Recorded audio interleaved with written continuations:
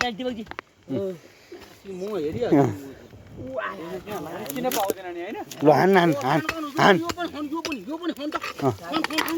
हान ए आमा ए लाडो मुजी पुरै टाउकोतिर घुमेछ है माउ है टाउकोतिर घुमेछ कि खन यहाँ हो यहाँ त्यही हो हान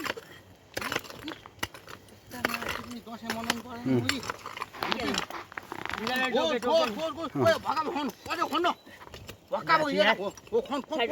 त्यहाँ आइछ है एउटा चिक्नी गोलो